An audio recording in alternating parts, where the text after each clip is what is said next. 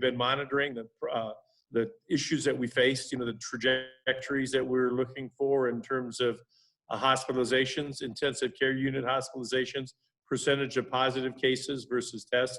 We've been monitoring those things and hoping that we could get a consistent downward trend. And when I saw that we had one, I was excited about the fact that so many people, and as I've worked so hard to get us to this point. I mean, they've done everything we asked of them with the social distancing, with the face coverings, with no groups of 10 or more, hygiene, washing your hands so much. They've done a great job protecting Nevada. And I wanted to say to them, thank you. You've done so well. Let's start our phase. Let's start phase one and try to move forward. But it's important. I wanted to let everybody know and make sure they understand this initial rollout and easing of phase one does not mean the coronavirus has gone away. I mean, it's still here. Until we have a vaccine, it's always going to be here. And if we let down our guard and we let down the practices, it's going to hit us right in the face. And we're going to get it worse than we had it before. So as well as everybody did, as proud as I am of the job that everybody in Nevada did, now's the time to step it up even more and to make sure that you wear your face covering, that you social distance, that you don't have big groups. And I'm confident we'll be able to continue to open up in phases our entire economy. What would you say to critics who wanted more information earlier on? Because it's not a lot of notice for businesses. No, it's not a lot of notice for businesses, and they don't have to open up. You're absolutely right. And we tried to give information as quickly as we could and as clearly, as accurately as we could. But that was dependent on the information coming in on a day-to-day basis in order to form a trajectory. You don't want to say, well, we're looking good halfway through and then have it spike back up again and everybody's hopes are dashed. To businesses that might think I didn't give them enough notice, I'm sorry if they feel that way, but they don't have to open on Saturday. Rest assured, this is not a mandate. Anybody has to open up their business. If they choose not to open up their salon or the restaurant, no problem. I mean, that's totally a decision they make on their own, and some will open and some will not, and I'm fine with that. What does Nevada still need? Well, what we still need is more progress. I mean, we need more testing. We've really ramped up our testing. Our daily testing has been much, much better. It's double a lot of times what it was just a week ago. You're seeing those testing locations pop up around town. I know the Orleans has got one in the parking garage that has been very good. It's been a capacity. Those are the kind of things we need to see more of. We need to see more testing where we're not just testing symptomatic folks, we're just testing asymptomatic folks. And then doing contact tracing, that if somebody's a positive, for example, if you test positive, we interview you and find out where you've been and what businesses you've gone to and who you've seen.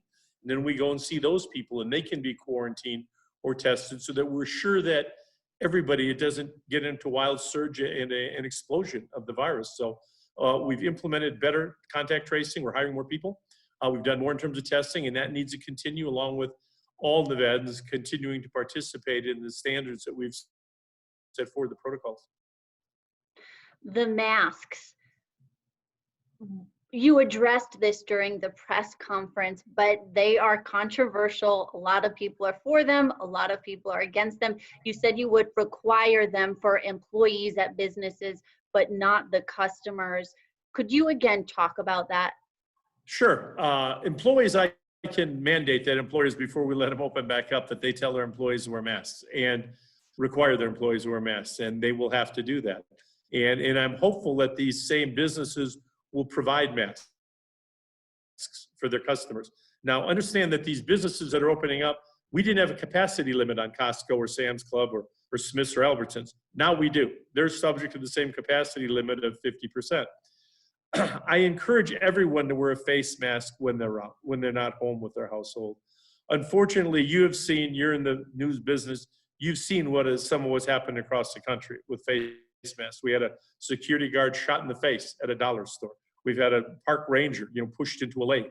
We had two clerks at McDonald's shot because they talked about you can't sit in a restaurant here.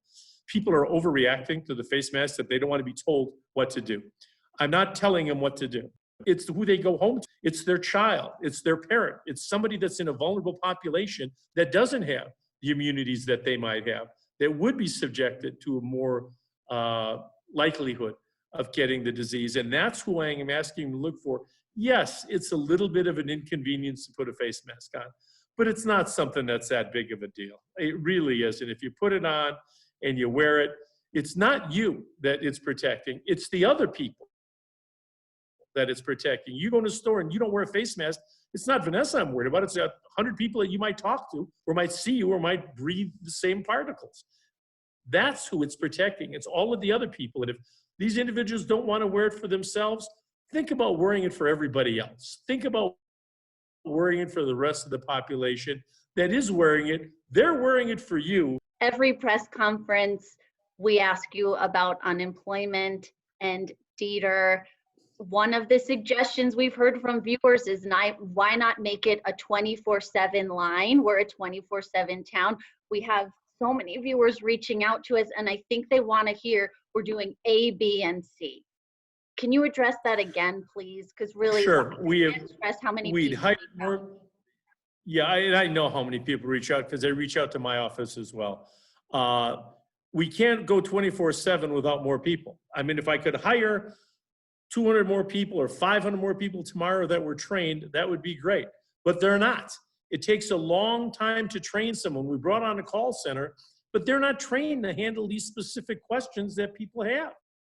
So they've got to be done one at a time. What's happened is a lot of these unemployment claims had an underlying issue with them. For example, the person might have quit in January, and then the coronavirus comes along and they file for, well, they're not eligible for unemployment. But they think they're eligible for unemployment, but in fact, they're not eligible for unemployment. Or they can't prove their wages, or the people have moved from out of state. Those are the sort of things that we're hearing about.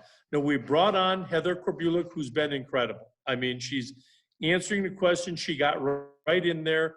Originally, we had specific triggers or little issues that we could, like the password reset was a big problem. And we fixed that. And that took 30, 40,000 people out. Then they could set their password. We had one that I brought up here at my press conference. These online applications are extremely technical. You have to do everything right. And there's one where it says termination date or date of unemployment. You got to use 2 digits, like it's 05, 07, 20. And because you have to use 2 digits, that's how the computer read it. But people didn't put that down. They put 5, 7, 20. And it kept getting kicked out and kicked out and kicked out. And they didn't take the time to read that and to see that it had to be 2 digits. And when they finally got through to someone, they pointed it out to them. They said, oh, I didn't think it made a difference. Well, it said you have to put down 2 digits. So they were put through all this trouble for no reason. Most of the claims that we're having right now are isolated claims. They can only be solved one at a time. That it's an issue with your wages. It's an issue with the way you left your job. It's those sort of things. It's the issue with other benefits that you've gotten, and they have to be handled case by case. Now, those are extremely time consuming for the operators, and they're getting to them as quickly as they possibly can. The other group that people are talking about is the PUA money. It's the independent contractor, the gig worker money, you know, the cosmetologist, the cab driver, that sort of thing. That is not open yet. They can go and keep applying. They're not going to get benefits because that specific criteria, that whole program is not opened up yet.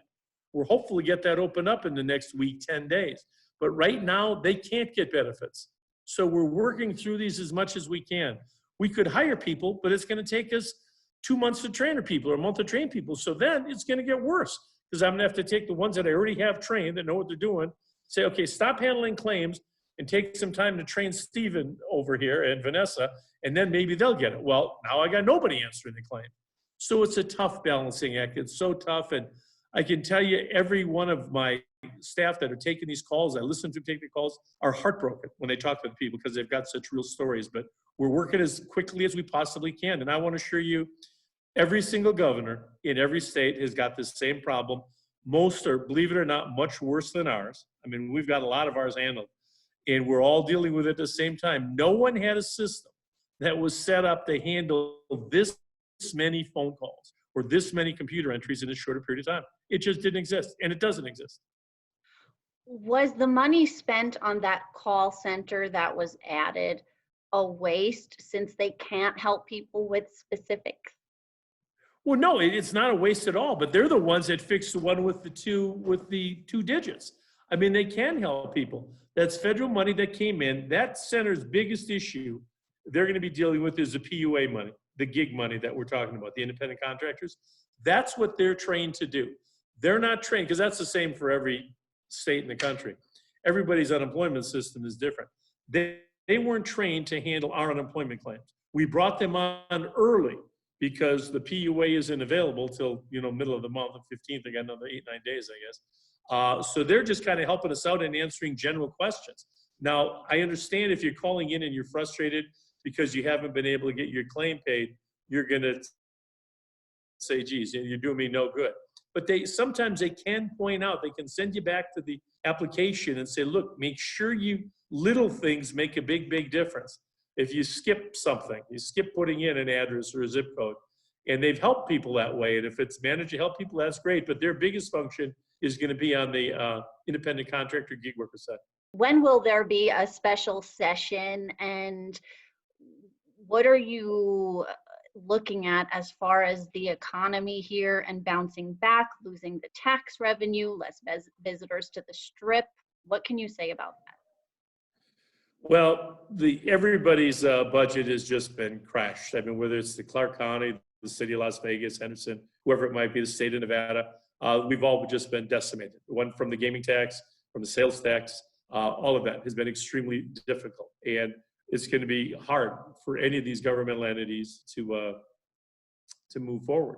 And there's going to take some severe budget adjustments, whether they're budget cuts, they're concessions, whatever they might be, and we're going to be working on those things. We are going to need a special session at some time. I don't know exactly when that's going to be. I would like to make it through this fiscal year, which would end June 30th, and then be in the next fiscal year. Otherwise, I'm going to have 2 special sessions, one for this year and one for next year, and I'd like to avoid that if at all possible. We're still hopeful that the federal government will come up with some money for the states. I know the National Governors Association, of which we are members, has been dealing with the White House and, and our federal delegation to try to get states some assistance. I can tell you, I talked to Governor Newsom in California, and he was commenting that, last time we were together, maybe 5-6 months ago, he had I don't know, 12 or $14 billion surplus. He was in such incredible shape. He had so much money. Now he's got a $20 billion shortfall. I mean, it just went that fast. And he's had to start borrowing money already for their unemployment compensation. We haven't had to do that.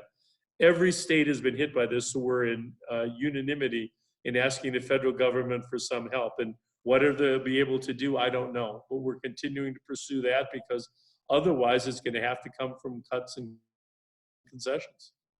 Last question. You mentioned Sunday is Mother's Day.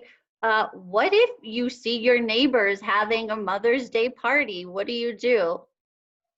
You stand in your driveway and you wave to them and you say, hi, happy Mother's Day to all you folks. And, if you really want to give those folks a good Mother's Day gift, you'll stay home in your house and have your dinner and keep them in their house. I mean, my mom is 93. There is nothing I would rather do than have Mother's Day with my mother. I mean, there's, because I don't know how many more Mother's Days she's going to have.